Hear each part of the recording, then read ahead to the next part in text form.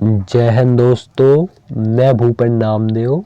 कैसे हो आप लोग? आशा करता हूँ आप लोग अच्छे होंगे। जैसा कि आप स्क्रीन पर देख रहे हो, यह पेपर दिल्ली पुलिस कांस्टेबल का प्रीवियस ईयर का पेपर है। यानी जो आपकी पिछली वैकेंसी दिल्ली पुलिस कांस्टेबल की निकली हुई थी, उसका ये पूरा आंसर की है। तो आज हम कंप्यूटर के सेक्शन को सॉल्व करने वाले हैं।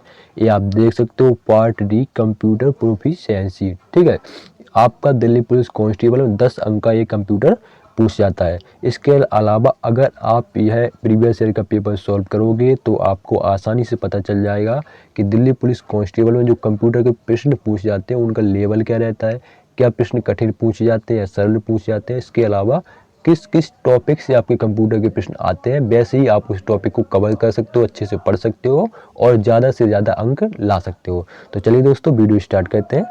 इसके अलावा आप वीडियो को फुल स्क्रीन पर कर लो ताकि आपको साफ साफ दिख सके।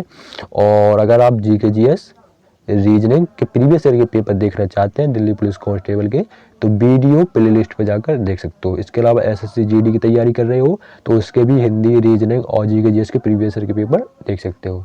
तो आपका पहला प्रश्न है, एमएस वर्ड डॉक्यूमेंट में सिलेक्ट किए गए टेक्स्ट या ग्राफिक्स को कट करने के लिए निम्नलिखित में से किस कीबोर्ड शॉर्टकट का प्रयोग किया जाता है। तो अगर आपको कट करना है डॉक्यूमेंट को, आपका एक आपने सुना होगा शॉर्टकट की के बारे में, कट कॉपी पेस्ट सुना है ना।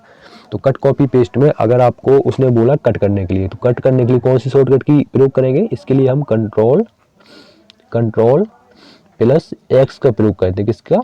फिर से लिख देता हूँ थोड़ा अच्छा आपको नजर आए। कंट्रोल प्लस एक्स, ठीक है। इससे आप कट कर सकते हो। अगर आपको पेस्ट करना है तो कंट्रोल प्लस बी करेंगे, अगर आपको कॉपी करना है तो कंट्रोल प्लस सी करेंगे। यही आपका एक थ्री की वो शॉर्टकट की कहलाती है, कट कॉपी पेस्ट वाली। ठीक है, तो ऑप्शन 1 में आपका दिया है कट कंट्रोल प्लस एक्स। तो कट के लिए आपका कंट्रोल प्लस एक्स प्रयोग करते हैं। ऑप्शन 1 बिल्कुल सही होगा। देखोगे अगला प्रश्न आपका क्या है, एमएस एक्सेल में एक वर्कबुक को विशिष्ट वर्कशीट्स में बांटने के लिए निम्नलिखित में से किसका प्रयोग किया जाता है। तो अगर आपको वर्कशीट में बांटना है तो इसके लिए आप सीट टैब का प्रयोग करेंगे। किसका? सीट टैब का। तो ऑप्शन 1 जो है बिल्कुल सही होगा।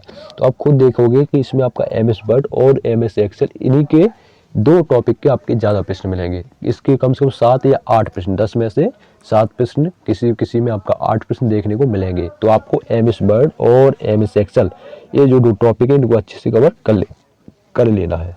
अगला देखो, प्राप्त ईमेल को देखने और प्रबंधित करने के लिए आमतौर पर निम्नलिखित में से किस विकल्प का प्रयोग किया जाता है। तो अगर आपको देखना है तो सभी के पास मोबाइल में क्या है, ईमेल है, तो आप देख सकते हो। इसके लिए आप इनबॉक्स किसका प्रयोग करेंगे?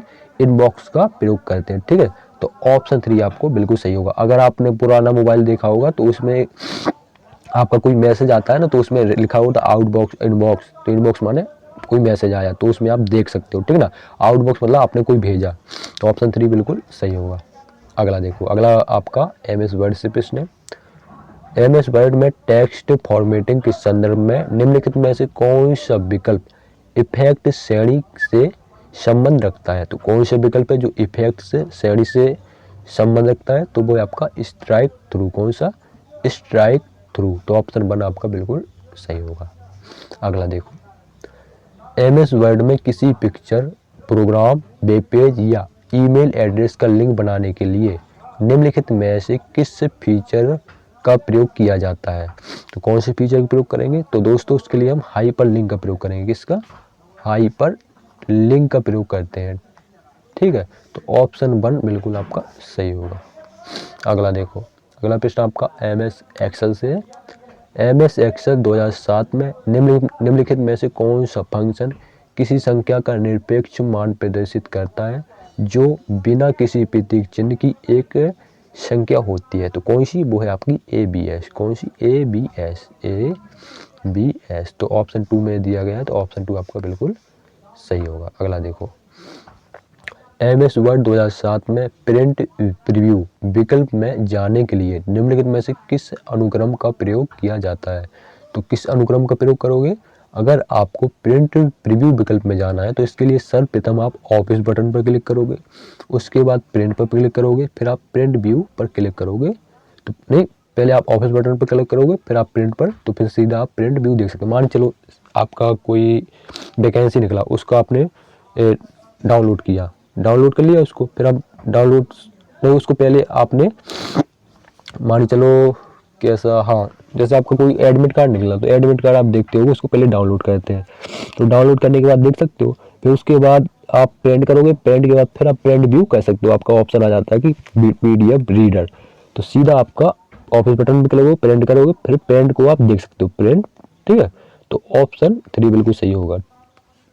अगला प्रश्न, इंटरनेट प्रोटोकॉल के संदर्भ में HTTP का पूर्ण रूप क्या है? तो आपको HTTP का फुल फॉर्म बताना है। तो इसका फुल फॉर्म होता है हाइपर टेक्स्ट ट्रांसफर प्रोटोकॉल। क्या होता है?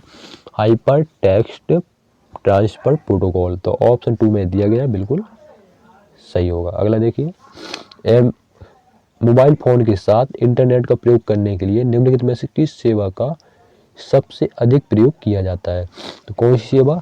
तो भाई ये है आपकी 3640 से, सॉरी कौन सी सेवा का? तो दोस्तों इसके लिए आप 3G और 4G सेवा का प्रयोग किया जाता है। किसका? 3G और 4G सेवा का। तो ऑप्शन 1 आपका बिल्कुल सही होगा, 3G और 4G सेवा का प्रयोग किया जाता है। फिलहाल में अब तो 5G भी आ गया है, ठीक है।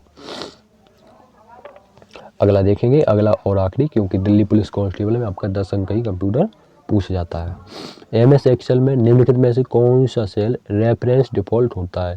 तो कौन सा सेल? वो होता है आपका सापेक्ष सेल। ऑप्शन 2 बिल्कुल सही होगा। तो ये थे आपका दिल्ली पुलिस कांस्टेबल में पूछे गए 10 प्रश्न। वीडियो कैसा लगा कमेंट बॉक्स में ज़रूर बताएं। कुछ डाउट हो तो बिल्कुल आप पूछ सकते हैं।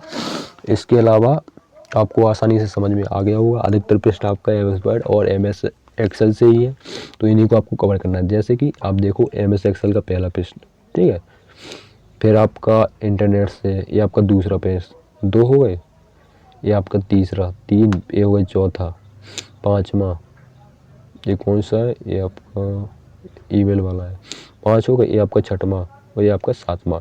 तो मतलब आपका 10 में से 7 प्रश्न आपके इससे पूछे गए, MS वर्ड और MS एक्सेल से।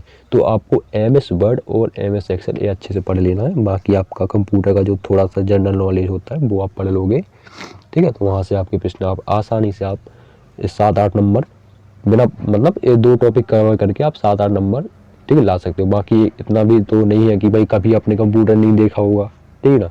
जिसने कभी कंप्यूटर नहीं देखा होगा तो वो 7-8 नंबर ले आएगा, और जिसने देखा है तो वैसे भी वो आप 8 नंबर आसानी से ले आओगे। और प्रश्न इसमें अच्छे तगड़े पूछे जा रहे हैं, सरल तो मैं नहीं कहूँगा, लेकिन किसी ने सर्टिफिकेट डिप्लोमा कुछ कर रखा हो तो आसानी से कर देगा।